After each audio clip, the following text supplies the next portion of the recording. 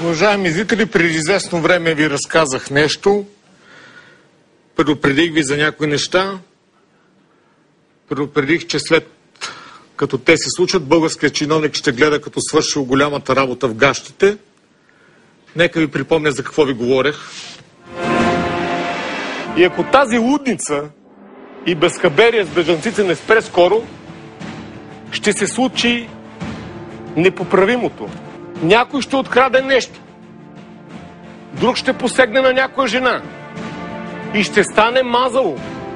Ние сами си направихме ивицата Газа посред София. Сами видяхте какво се случи през изминалите дни. Нападението над Вики. После имаше доста нападения на чужденци. Но аз искам да говорим за нещо друго. За това дали българите са ксенофоби и фашисти. Аз смятам, че това не е така.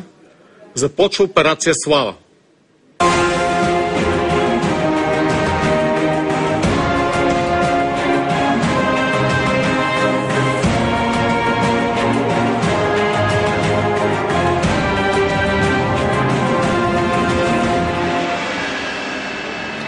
Сега ще си поговорим за това, расисти или нацисти са българите от Казанлък и Телиш, които защитават родната си земя. Ние, българите, сме милосърден народ. Ние никога не сме воювали да вземем нещо чуждо. Ние винаги сме бранили само своето. Постоянно разни екземпляри ни втълпяват, че трябва да се държим като Франция, като Англия, като Белгия, като Холандия, Италия, Германия, да приемаме нелегалните мигранти, че имаме един вид морален ангажимент към тях.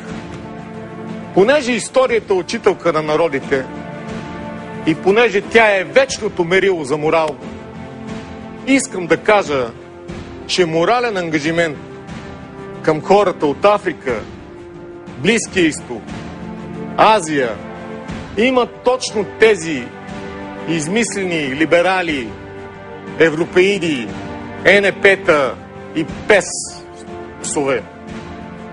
От ПЕС. Чували ли сте за казанлъшка колониална империя?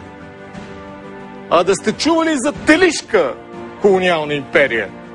Или въобще за българска колониална империя? Не сте. Защото просто никога не е имало. А виж, френска, английска, белгийска, испанска, португалска, холандска, германска е имало. Франция, моята любима страна по принцип, аз съм франкофон, е владяла почти половината Африка. Ето това, което виждате отцветено в тъмно-синьо. Това се нарича Френска екваториална Африка. Това се нарича Френска Северна Африка. Алжир, Марокко, Тунис. Ето това е Франция. Виждате колко е малка с червеничкото. Какви са владенията й. Ето и остров Мадагаскар дори. Между другото, по въпроса за Сирия, Сирия и Ливан също са били френски колонии. Англия, без да броим Индия, Пакистан, Австралия, Америка, Северна, е владяла цяла източна Африка. Може да забележите. Ето е Англия, колко е голяма. Забележете. Египет, Судан, Кения, Танзания, Уганда, Северна Родезия, Южна Родезия, днешния ЮАР. Йемен, Обединените арабски емирства, Ирак и Йордания. И как са ги владели? Брутално. Идва флотата, слизат главорезите, побиват френското или английското знаме и казват: това е наше. Който не е съгласен, става роб подчинен или става просто много мъртъв. 40 милиона роби са продадени от Африка в захарните плантации на Америка. 40 милиона. 1/4 от тях са измирали по път. Всяка съпротива, всяко въстание е смазвано. Въстанието на сипаите в Индия са ги разстрелвали, вързвали са ги за оръдия. Англичаните. Всеки по-свободолюбив народ е бил наказван. Сигурно сте чували за войната на Англия с зулусите. Десетки хиляди смели зулуски войни са избити. В завладените страни е извършван, това не е мой термин, тотален икономически грабеж. Злато, диаманти, подправки, полезни изкопаеми. Как мислите, че са построени Париж и Лондон, Версай и Бъкингам, Брюксел и Амстердам? Построени са с икономически грабеж. И още доста неща мога да спомена. Да ви припомня ли какво са правили френските парашутисти в Алжир и Виетнам? Или белгийските наемници в Конго? Хиляди и хиляди зверски убийства.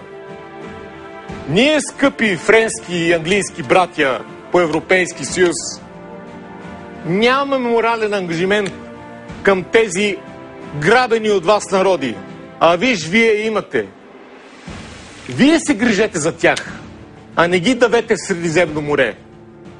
Ние сме чисти пред съвестта си, а вие не сте. Ние сме видели за пръв път светнокожи, когато вие сте ги пратили да воюват срещу нас в Първата световна война в нашата си българска Македония. 175-ти колониален сенегалски френски полк.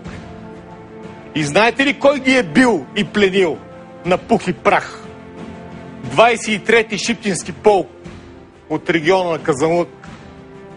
И между другото са се отнасяли с сенегалците като братя.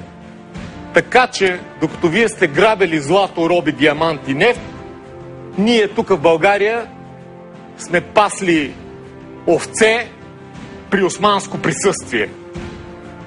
Затова, когато говорим за европейски и човешки ценности, се гордея 1000 пъти повече с Телиш, отколкото с Версай.